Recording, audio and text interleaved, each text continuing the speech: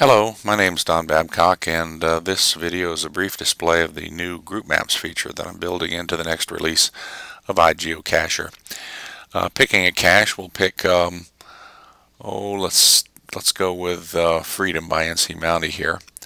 And in addition to the original three buttons here and the map feature, which pulls up the normal iPhone Google Map function, there is now a new centered map function which will show that cache at the center of the screen and all the other caches geographically around it using the Google static map display.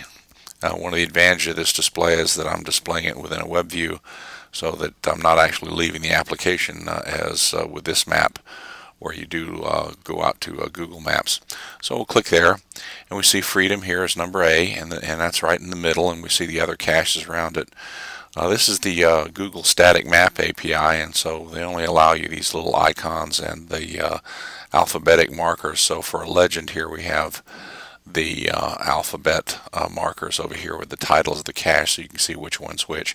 Makes it a little easier. For example, if I was interested in G, which is nearby, there's the best of the best number 2 by NC Mounty.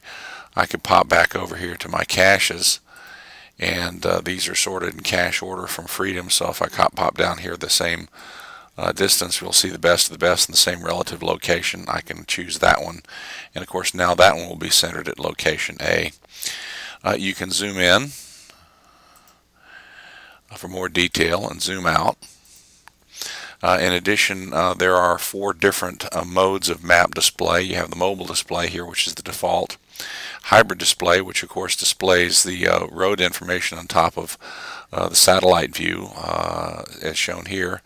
You have the satellite display, and you also have a terrain display, which is kind of interesting. It's sort of a semi-topographical kind of display, and then it'll cycle back to mobile if you click the button again. You can zoom in, and when you reach the maximum zoom level, or perhaps one level before that, you may get a white display like this. Not all of the displays go to the full zoom level, and Google tells you about that in their API. For instance, mobile and hybrid don't show it, but if I go to the satellite view, I'll see it at that maximum zoom level. When you reach the end, of course, the button will change to max, and likewise you can zoom out to a minimal display. Let's just go to terrain here. It looks kind of interesting. You see kind of the topographic effects, and when we get out to the minimum, there we are, roughly at about half the state width. You can go all the way down to zoom level 0, which is the full width of the world, but I stopped at zoom level 7 and capped it there. If anybody needs to zoom out farther than this, let me know. I can certainly change that limit, but this seemed to be a good practical limitation. You're looking at probably 300 or 400 miles here, and I think that's a pretty good representation for what you'd likely be interested in for nearby caches. So that pretty much describes the feature.